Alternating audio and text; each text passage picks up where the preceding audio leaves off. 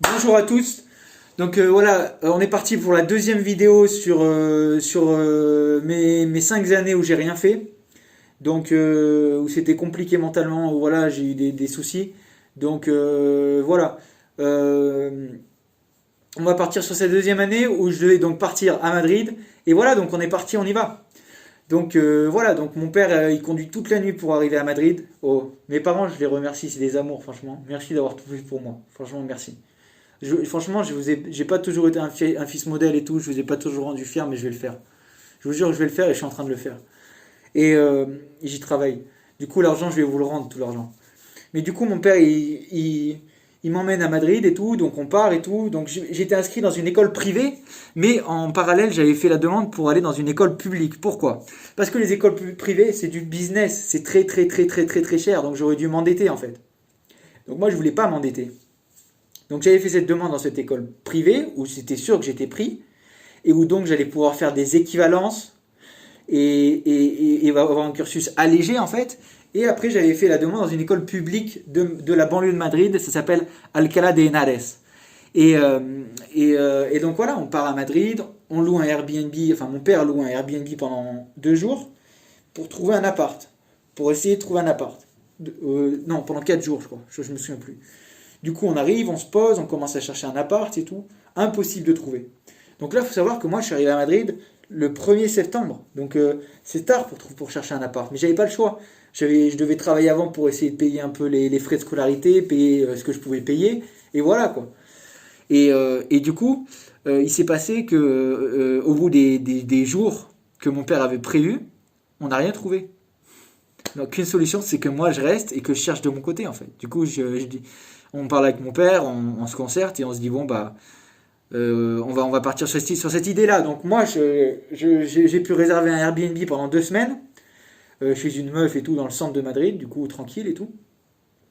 Et voilà, donc je continuais mes recherches, je cherchais un appart. De l'autre côté, j'attendais la réponse de Alcalá de Henares, l'école publique, qui n'arrivait pas en fait, qui m'énervait, qui n'arrivait pas. Pendant ce temps-là, j'ai une infection à une dent de sagesse qui pousse mal, du coup je dors pas les nuits. J'ai une infection qui arrive, du coup il faut que j'aille dans une clinique.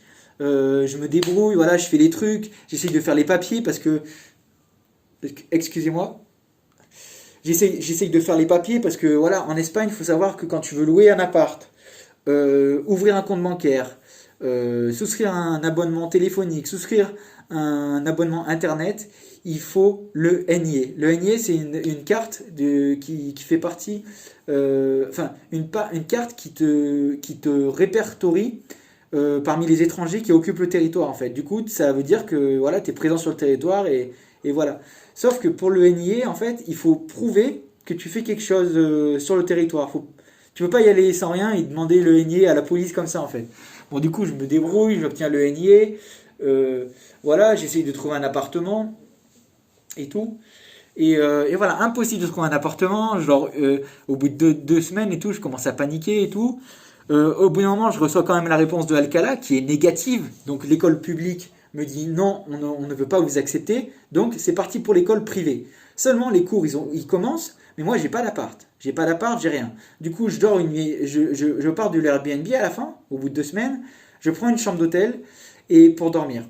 Mes parents et des frères et sœurs à moi, enfin une sœur et un frère à moi descendent.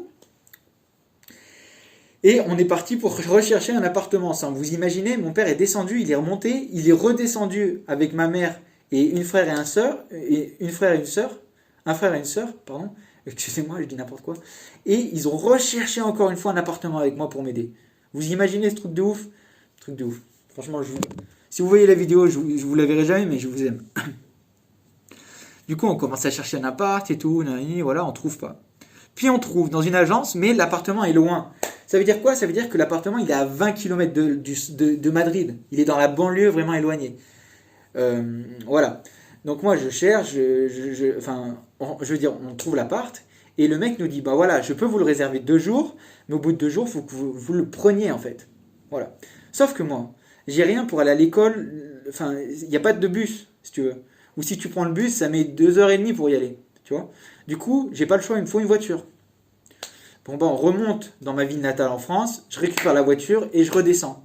Donc je redescends à Madrid avec la voiture, je prends un hôtel, juste le temps que je finalise avec l'appartement, voilà, que j'obtienne des clés, et voilà. Donc je prends une semaine dans un hôtel. Et sauf que le mec, il me dit, mais non, c'est pas possible en fait. C'est pas possible. L'appart, il a été pris en fait. Du coup, j'étais bien en colère, je me tire et je cherche un appart ailleurs. Et j'avais d'autres en plus. En plus, j'avais pas le NIE parce qu'il me manquait des papiers, il fallait que je retourne à d'autres endroits, donc j'ai fait plein d'endroits. Je vous jure, j'ai pété des plombs. Plein de fois, j'ai pété des plombs là-bas. Parce que c'était impossible de s'en sortir. Un coup, il faut aller là, un coup, il faut aller là, un coup, il faut aller là, un coup, il faut aller là. Un coup, je change d'hôtel avec mes valises, un coup, je change d'hôtel encore. Du coup, là, l'hôtel que j'avais pris, ça se termine, je change d'hôtel encore. Il n'y avait plus de chambre, je change d'hôtel. J'arrive sur un hôtel le long d'une autoroute, voilà, du coup, qui est pas trop loin de l'école, du coup, j'arrive un peu à aller en cours. J'arrive un peu à aller en cours. Je commence un peu à bosser mes cours et tout. Je commence à m'organiser pour faire mes équivalences avec l'école, parce que voilà, il faut qu'ils me fassent mes équivalences. Ouais. Je n'ai pas fait toute la Belgique pour rien, moi. Et, euh, et du coup, voilà. Et je cherche des appartes entre temps, en fait. J'essaye de trouver des appartes et tout, mais impossible et tout. Du coup, après, je rechange d'hôtel. Je vais dans un truc d'appart-hôtel. Ouais, truc de ouf, il y a des prostituées à côté de cet endroit. J'ai jamais vu ça de ma vie. Un jour, je roule en voiture et tout pour pour aller à l'appart hôtel le soir et tout. C'était le soir, je reviens. Et là, je vois le trottoir normal, c'était dans une espèce de zone industrielle, et je vois le trottoir, il y avait une flamme, mais une flatte de 1,30 m, tu vois. Je fais, mais c'est quoi, le trottoir, il est en feu, il se passe quoi là? Mais genre pas tout le trottoir, une petite partie. Je fais, mais il se passe quoi là? Et je vois, il y a une meuf, elle est comme ça et tout, à côté et tout, genre, tu sais, short très court et tout, des prostituées, tu vois. Bah, dis-toi, elle faisait des feux comme ça sur le trottoir, des feux immenses pour genre attirer les clients. Bref, on continue l'histoire. Du coup, bah, j'allais en cours, de l'appart hôtel, j'allais à l'école, après je revenais. Voilà, du coup, voilà, j'essayais de faire mon truc, tu vois. J'essayais de faire mon truc. Après, j'ai été obligé encore de refaire un autre hôtel. Après, je pensais que j'allais avoir un appart, mais du coup, ça suffisait pas. Et là, par contre, je reçois une bonne nouvelle, c'est que le mec de l'agence, il me dit que dans l'immeuble en banlieue, il y a encore un appart qui s'est libéré, mais il sera un petit peu plus cher. Du coup, j'appelle mes parents, je dis voilà, on fait comment, nanani, nanana, parce que c'est eux qui m'assistaient. Et du coup, ils me disent bah c'est bon, c'est bon, on y va. Il faut vraiment que tu fasses quelque chose, il faut vraiment que tu commences à te remettre dans quelque chose, donc on y va. On y va, je visite l'appart, tout est bon, hop, je le prends. Donc voilà, il y a encore un temps de latence, du coup, entre-temps, je rechange encore d'hôtel, je repars dans l'appart-hôtel, encore, il y avait des chambres, donc je repars dans l'appart-hôtel, il y avait des chambres libres, et du coup bah là, entre-temps, ça se régularise, je vais un peu en cours, j'ai l'appartement, sauf que l'appartement, bah, il n'y a rien dedans, il faut le meubler. Du coup, je vais à Ikea, je ramène un matelas sur le toit j'achète des sangles, je sangle le matelas à la blédarde et tout, je remplis la voiture, je fais tout ce qu'il faut faire pour s'installer, je m'installe, boum, je me débrouille pour faire poser Internet, je commence mes cours, j'essaie qu'on me fasse les équivalences, mais les équivalences sont en train de se faire, je vais en cours, je me fais des potes, donc voilà, tout s'arrange en fait. Jusqu'à ce qu'en fait, la dame qui fait les équivalences, elle me dise, bah voilà, on va pas pouvoir te faire les équivalences. Donc moi, ça commençait à légèrement m'ennuyer, c'est-à-dire que voilà, ça faisait plusieurs semaines que j'essayais de travailler mes cours. Voilà, je me dépatouillais en fait. Parce que, faut savoir, ce que je vous ai pas dit, c'est que l'appartement où j'étais, on était en mois de novembre, hein, donc il fait nuit tôt, mais il n'y avait pas de lumière. Au début, j'avais pas de lumière. Pendant 2-3 semaines, j'avais pas de lumière.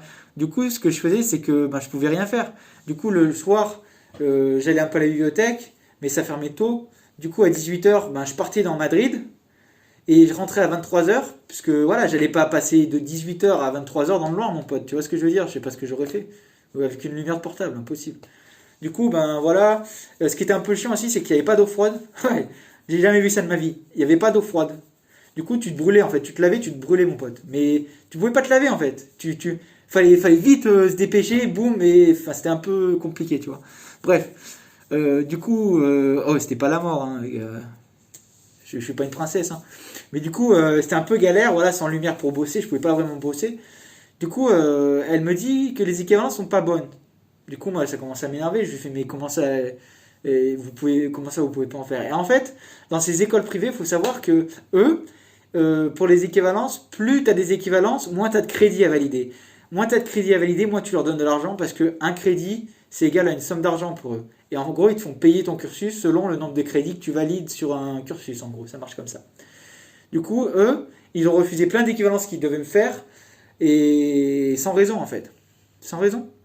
Juste parce qu'ils savaient qu'ils allaient pas toucher beaucoup d'argent sur mon cas. Bref. Du coup, j'appelle mes parents et tout, je m'embrouille avec eux.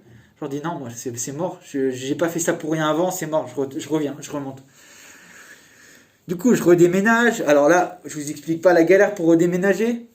Parce que fallait que je ramène tout ça en France. Fallait que je roule 10 heures, 11 heures avec ça sur la voiture. Du coup, je commence à partir en France avec tout ça sur la voiture. Le matin, je me lève tôt. La voiture a été chargée, mais je vous explique même pas. Pour conduire, il y avait une sangle qui passait comme ça. Je conduisais comme ça en fait. Et il y avait le matelas au-dessus. Et même pour vous dire, le matin quand je me réveille, je commence à fermer la porte du conducteur. Boum. Elle se rouvre. Je fais c'est quoi ce délire? Elle s'ouvre? J'arrivais pas à la verrouiller en fait. Ma porte conducteur, elle verrouillait pas. Je fais ouah cette merde, comment je vais faire? Du coup, j'ai une idée en fait. J'ouvrais la fenêtre et je passais une sangle qu'elle attachait le matelas dedans. Et après, je passais au-dessus de la porte passager. Du coup, moi, je rentrais par la porte passager. Mais sauf que là, du côté de la porte passager, il y avait des trucs hauts comme ça, tu vois, qui allaient jusqu'au tableau de bord. Donc, fallait sauter au-dessus. C'était une galère, mon pote. C'était une galère. Du coup, je fais l'état des lieux. Après, je me tire. Et bien sûr, tu vois, il y avait une lumière dans le coffre, là. Tu sais, les lumières qui, quand t'as une porte ouverte, les lumières, du coup, comme ça faisait, tu sais, comme ma porte, elle verrouillait pas, ça faisait comme si la lumière elle était allumée. Du coup, je l'ai tiré, je l'ai coupé avec un couteau. Et pour pas que ma voiture elle tombe en panne, tu vois, à cause de la lumière. Après, je suis pas sûr que ça aurait suffi, mais moi je n'y connaissais pas trop, tu vois. Mon père il s'y connaissait bien, mais je préférais pas prendre le risque de tomber en panne à cause de la batterie et de la lumière. Du coup, je fais tout ce que j'ai à faire et le soir je pars. Il est 19h, je commence à partir de Madrid. Et voilà, Madrid c'est l'Espagne, mais il fait froid, hein. Il y a des montagnes, c'est haut, hein. Il y a de la neige hein, l'hiver. Faut pas croire que Madrid c'est 20 degrés toute l'année, hein. Du coup, il commence à vraiment faire froid ces derniers temps. Et moi, quand je pars, ça commence à neiger un peu et ça gèle le soir. Du coup, je roule 30 minutes, 1 heure après Madrid dans les montagnes. Et là, vraiment, ça commence à faire froid et la voiture, elle commence à glisser, tu vois. Je sens que la voiture, elle commence à perdre de l'adhérence, tu vois.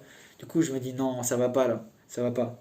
J'étais censé faire une étape à Bordeaux chez un pote et arriver vers 1 heure du matin, mais je l'appelle, je lui dis, non, mon pote, là, je vais prendre un hôtel et je reviendrai plus tard, tu vois. Enfin, j'arriverai plus tard dans la journée. Du coup, euh, euh, je dors dans un hôtel, tu vois. Genre, j'essaye de trouver un truc à grailler, je graille, je me pose dans l'hôtel, boum, je m'endors. J'arrive pas à dormir, je sais pas, le Velux il était cassé, du coup, le froid est rentré. Et, je me réveille et je regarde l'heure, 3 heures du match, je fais aller